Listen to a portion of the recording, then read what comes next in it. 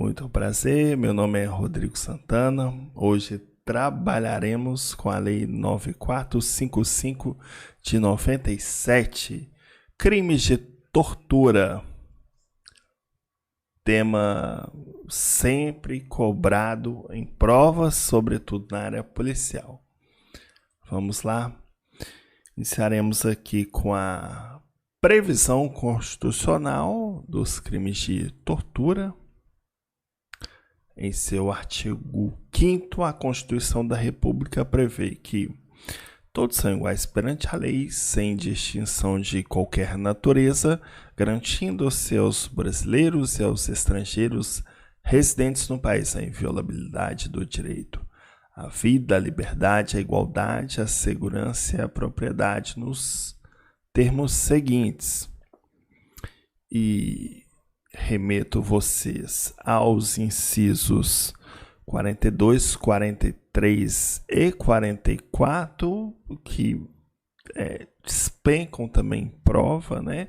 Talvez sejam os principais incisos, em que prevê que inciso 42, a prática de racismo constitui crime inafiançável e imprescritível, sujeita à pena de reclusão nos termos da lei. 43.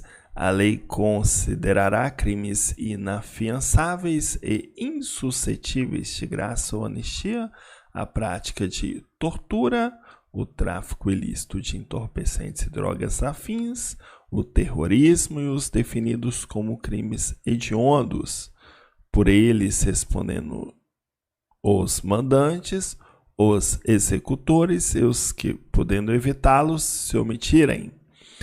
Inciso 44.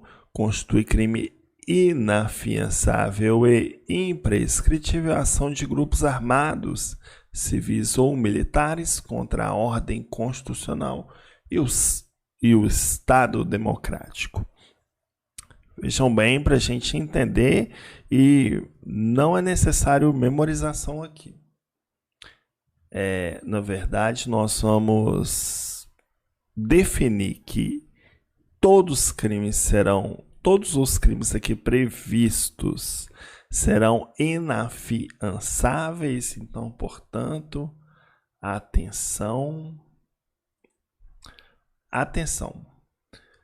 Todos estes, e aqui eu grifei de amarelo, são inafiançáveis, ok? Bacana, inafiançáveis, né? A fiança que é uma medida assecuratória do Código de Processo Penal. Neste caso aqui não caberá. Então, portanto, são todos inafiançáveis. Bacana? Nossa primeira definição. A segunda definição é que só serão imprescritíveis o racismo e a ação de grupos armados. Estes aí de verde, né? Então, aumentando a tela aqui. São imprescritíveis o racismo e a ação de grupos armados, ok? São todos inafiançáveis e imprescritíveis, é somente o racismo e a ação de grupos armados. Então, portanto, nos resta aqui o TTTH, tortura, tráfico e terrorismo e os hediondos, né? Então, uma segunda observação que faço aqui é que constatamos que a Constituição equipara a hediondos o TTT, tortura, tráfico e terrorismo. Então, atenção, não são hediondos, são equiparados a hediondos, TTT, Bacana. E são, como todos os outros, inafiançáveis e somente. Bacana. Então, lembremos que todos são inafiançáveis. A medida cautelar da fiança não é aplicável aqui. Bacana? Então, todos são inafiançáveis. Imprescritíveis são para crimes, podemos dizer que, de repercussão nacional. Talvez podemos entender dessa maneira que o racismo constitui um crime de repercussão nacional. E a ação de grupos armados, civis ou militares contra a ordem constitucional e o Estado democrático constitui um crime de repercussão nacional, né? Então, por isso, talvez sejam imprescritíveis. Talvez por isso o Constituinte os definiu como imprescritíveis: racismo e ação de grupos armados, ok? Os crimes hediondos e equiparados, embora terríveis, eles não têm repercussão nacional. Pode-se definir assim, né? E uma observação aqui, né, bem recente, o STF, quanto ao crime de racismo, o STF entendeu que a injúria racial, por ser uma modalidade de racismo, também é imprescritível, né? Isso aí. Inafiançável e imprescritível. Apenas aqui um adendo a respeito disso, né? Então teremos TTTH. Bacana? Então, trouxe aqui um macete, né? Então, portanto, todos são inafiançáveis, imprescritíveis, racismo e ação de grupos armados. Sem graça e anistia, TTTH, tortura, tráfico, terrorismo e hediondos. Observação importante também, né? Insuscetíveis de graça ou anistia. E aqui acrescento na oportunidade o induto, porque induto é uma espécie de graça, enquanto a graça é um benefício individual concedido pelo presidente da República. O induto é um benefício coletivo também concedido pelo presidente da República com a mesma natureza. Então, portanto, suscetíveis de anistia, graça ou induto. Bacana? Então, adentrando aqui a própria lei 9455 de 97, temos o artigo 1º. Vamos lá. Constitui crime de tortura: 1. Constranger alguém com emprego de violência ou grave ameaça, causando-lhe sofrimento físico ou mental.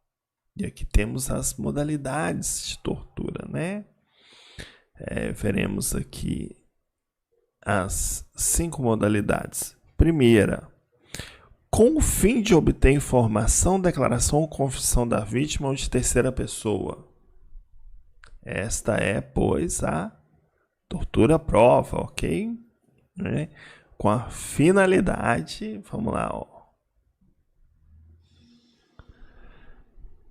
Constranger alguém com emprego de violência ou grave ameaça, então a gente emprega violência ou grave ameaça, causando-lhe sofrimento físico ou mental, com a finalidade de obter informação, declaração ou confissão. Tortura prova, ok?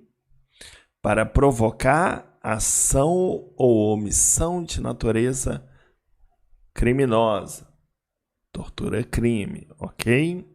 Em razão de discriminação racial ou religiosa.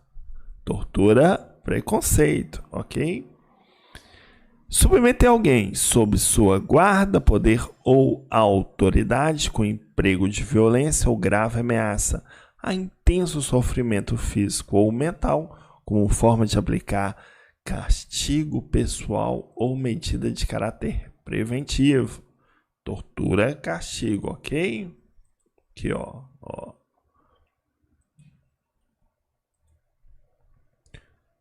Como forma de aplicar castigo pessoal ou outra medida de caráter preventivo, logo, tortura, castigo, né? Pena reclusão de 2 a 8 anos, né? Vejam que é uma pena severa, né? Reclusão de 2 a 8 anos. Parágrafo 1º. Na mesma pena incorre quem submete pessoa presa ou sujeita a medida de segurança a sofrimento físico ou mental por intermédio da prática de ato não previsto em lei ou não resultante de medida legal. Aqui é a chamada tortura pela tortura, né? O agente aqui simplesmente quer torturar, né? Enquanto que nas figuras anteriores há uma finalidade, né? Com o fim, tá vendo? Para ou em razão, com o fim de obter informação, declaração, confissão, tortura, prova, para provocação ou omissão de natureza criminosa, tortura, crime, em razão de discriminação racial ou religiosa, tortura, preconceito, como forma de aplicar castigo pessoal, tortura, castigo, aqui é a tortura pela tortura, né? Não tem uma finalidade, então a gente simplesmente submete pessoa presa ou sujeita a medida de segurança a sofrimento físico ou mental por intermédio da prática de ato não previsto em lei ou não resultante de medida legal. Bacana? Parágrafo 2º. Essa daqui cai muito em prova. Aquele que se omite em face dessas condutas, quando tinha o dever de evitá-las ou apurá-las, incorre na pena de detenção de 1 a 4 anos. Atenção, tortura omissiva. Atenção, vou chamar na tela aqui, ó. Aquele que se omite em face dessas condutas, quando tinha um dever de evitá-las ou apurá-las, incorre na pena de detenção de 1 a 4 anos. Cai muito em prova. E imaginemos a seguinte hipótese. O delegado de polícia que flagra os agentes policiais praticando atos de tortura, né? Bom, se ele se omite, né, ele que tem o dever de evitá-las ou apurá-las, naturalmente, caso ele omita, ele responde por tortura omissiva. E qual que é o pulo do gato aqui? Incorre na pena de detenção, cai muito em prova, de 1 a 4 anos. E você sabe o que o examinador vai te perguntar? Se responde nas mesmas penas. Não. Aqui, inclusive, é uma exceção à teoria monista do Código Penal, do artigo 29 do Código Penal, né? Que prevê que quem, de qualquer modo, concorre para o crime, incide nas penas a este combinada na medida de sua culpabilidade, né? Via de regra, o nosso ordenamento jurídico penal é assim. Adotou a teoria monista. Todo mundo que concorre para o crime de alguma maneira vai responder nas penas daquele crime, né? Bacana, beleza. Todavia, o que o legislador trouxe aqui? No caso de omissão, na tortura, aquele que se omite quando ele tinha o dever de evitar ou apurar, ele vai responder numa pena de detenção de 1 a 4 anos, né? Então, uma exceção. Vamos lembrar que no crime de tortura houve uma exceção à teoria monista, né? Onde quem se omite não responde nas mesmas penas, não. Vai responder por uma pena de detenção, pasmem, detenção, né? E não reclusão, detenção de 1 a 4 anos, né? Uma pena mínima aí, por assim dizer, mas é importante a gente fazer esse raciocínio para memorizar que cai, talvez seja o parágrafo que mais cai em prova. Bacana? Seguindo, parágrafo 3º, se resulta lesão corporal de natureza grave ou gravíssima, a pena é de reclusão de 4 a 10 anos.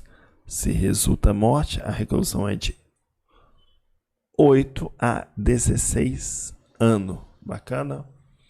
Vou pedir uma atenção aqui também em relação ao parágrafo 3º, porque é aqui um crime pré-ter-doloso, né? Dolo na conduta e culpa no resultado, dolo no antecedente e culpa no consequente. Por quê? Caso o agente tenha pretendido causar lesão corporal gravíssima, por este crime ele vai responder, né? Caso o agente tenha pretendido causar, né, morte na vítima, o agente iniciou a tortura e depois ele pensou, quer saber de uma coisa, vou matar esse cara. Ele vai responder em concurso material e não por resultado morte, né? E não pela qualificadora aqui prevista, né? Reclusão de 8 a 16 anos. Não, ele vai responder por tortura mais homicídio. Agora aqui é a hipótese do dano, do resultado não previsto. Então, caso o agente exalte ali na prática dos atos de tortura e sem essa previsão, e a banca trará, e se for o caso, resulte morte ou lesão, ele vai responder por tortura qualificada. Caso a questão traga que o agente quis deliberadamente matar ou torturar e matar, aí ele vai responder em concurso material de crimes. Ele vai responder por 2 crimes. Bacana. Parágrafo 4º, aumenta-se a pena de 1/6 a 1/3 se o crime é cometido por agente público. Se o crime é cometido contra criança, gestante, deficiente, adolescente. Se o crime é cometido contra criança, gestante, portador de deficiência, adolescente ou maior de 60 anos. Se o crime é cometido mediante sequestro. Há aqui um aumento de pena, tendo em vista o maior desvalor da ação, né? A pena aumenta de 1/6 até 1/3. Se é cometido por agente público, naturalmente, né? Criança, gestante, deficiente. Se é contra, né? Criança, gestante, deficiente ou adolescente. Se é cometido mediante sequestro, né? Há um aumento de pena, né? A qualificadora no caso de lesão corporal grave ou gravíssima, ao passo que e morte, né? Ao passo que há um aumento de pena se é cometido por agente público contra criança, gestante, deficiente ou mediante sequestro. E bastante atenção. A condenação acarretará a perda do cargo, função ou emprego público e a interdição para o exercício pelo dobro do prazo da pena aplicada. Trata-se aqui do efeito automático da condenação. Então, atenção, em se tratando de servidor público, né, que pratica, que incorre no crime de tortura, a perda do cargo é automática. Tanto na lei de tortura quanto na lei de organização criminosa. Nesses dois casos, há uma perda automática do cargo. Bacana?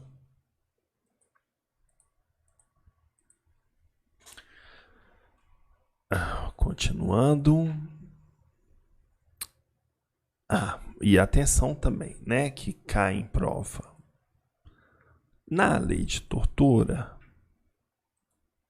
a interdição, além da perda automática, a interdição para o exercício do cargo público será pelo dobro do prazo da pena aplicada. Dobro do prazo da pena aplicada. Efeito automático e dobro do prazo da pena aplicada. Bacana?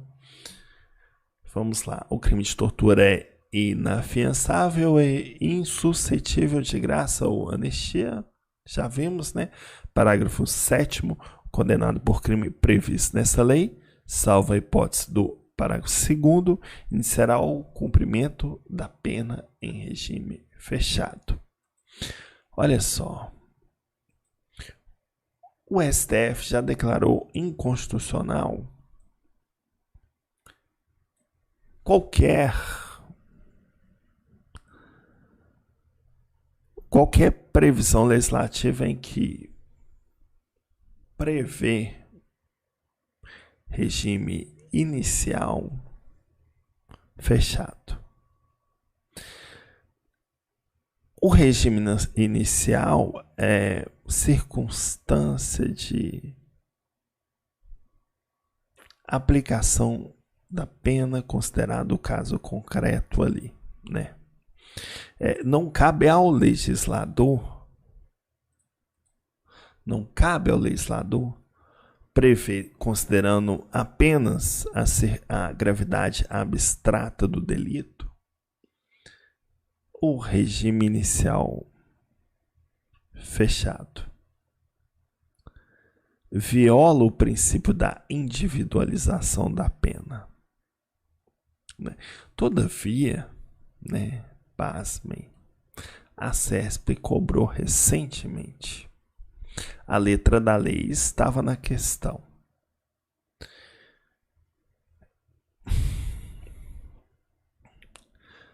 Segundo a lei 9455 de 97, o condenado por crime previsto nessa lei iniciará o cumprimento da pena em regime fechado. E deu como correta a questão, né? Desconsiderando totalmente a decisão do STF, mas era o que estava previsto na lei. Bacana. Pessoal, trouxe aqui rapidamente, né, já finalizando o nosso estudo, algumas questões interessantes. 5 guardas municipais em serviço foram desacatados por 2 menores. Após breve perseguição, um dos menores evadiu-se, mas o outro foi apreendido.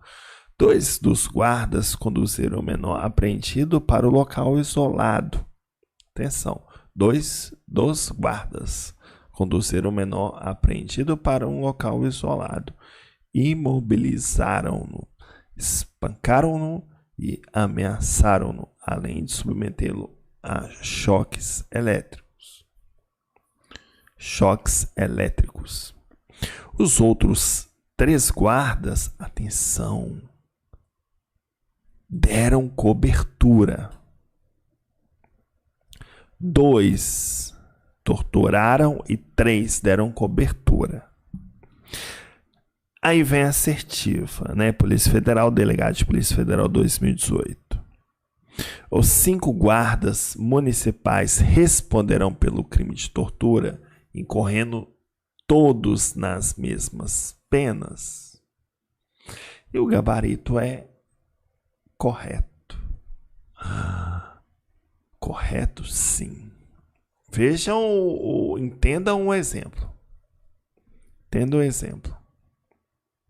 5 guardas municipais. 2 realizaram atos propriamente dito, né? Ali na questão, ó. Espancaram, ameaçaram e submeteram ao choque elétrico. 2. 3, o que fizeram? Deram cobertura, né?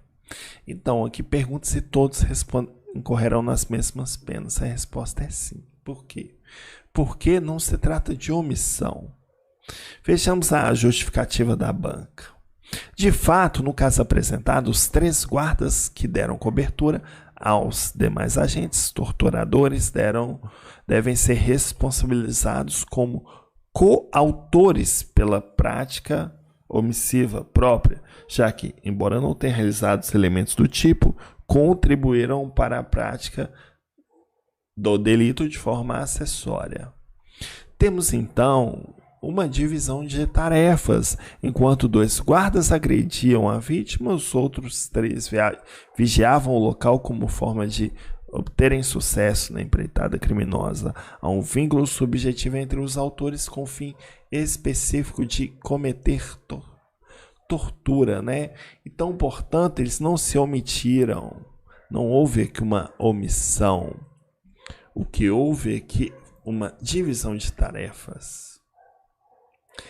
Quando for o caso de omissão, a banca vai trazer o verbo omitir, né? Então aqui, ó, para entender e resumir, quem se omite não responde pela mesma pena. Exemplo, delegado que viu o preso ser torturado. É o que nós falamos, né? Quem se omite não responde pela mesma pena. Quem ajuda de alguma maneira o autor responde pela mesma pena. Exemplo, a gente que fica na porta vigiando enquanto os outros espancam. Então, o cara que está vigiando, meus amigos, ele está ajudando. Ele não está simplesmente só se omitindo. O cara que está vigiando, ele está assegurando para que os atos de tortura sejam bem executados, né? Mais uma questão aqui, ó. A condenação 2018 da STJ, a condenação pela prática de crime de tortura acarretará a perda do cargo, função e emprego público e a interdição para o exercício do prazo igual ao da pena aplicada. Errado, né? O que nós falamos? O prazo é pelo dobro da pena aplicada. E lembrando que perda automática do cargo é lei de tortura e organização criminosa, ok? Lei de tortura, perda automática, organização criminosa, perda automática, porém com uma observação. A interdição tem um prazo de 8 anos. Bacana? A interdição para a lei de organização criminosa já é 8 anos. Bacana? Então, tortura, perda automática do cargo, organização criminosa também. Para tortura e organização criminosa, a perda do cargo é automática. Bacana? Não vamos esquecer. Beleza?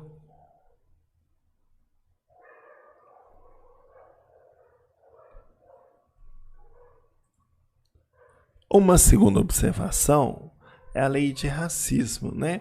Efeitos da condenação não são automáticos, devendo ser motivadamente declarados na sentença. Então, enquanto que na tortura e na organização criminosa, a perda do cargo é automática, meu amigo, você como servidor público, você praticar tortura ou integrar a organização criminosa, rapaz, a perda do seu cargo é automática. É automática. E a sua interdição para o exercício de qualquer cargo na lei de tortura será pelo dobro e na organização criminosa 8 anos. 8 anos. Bacana. Já para finalizar aqui, né? Alguns pontos importantes sobre crime de tortura. Não há pena de multa, não há modalidade culposa. O único crime punido com detenção é tortura omissiva. Bacana? Não há pena de multa, não há modalidade culposa e o crime punido com detenção é a tortura omissiva. Bacana, pessoal? Então, essa aí foi nossa aula sobre a lei de tortura, seus aspectos, né? Eventualmente, repitam para você que está no podcast ou você que está nos assistindo, repitam a aula, ouçam novamente, né, que os conceitos irão se fixar naturalmente, aumentará por demais a sua chance de aprovação. São temas bem recorrentes em prova. Bacana? Valeu, pessoal, e até a próxima aula.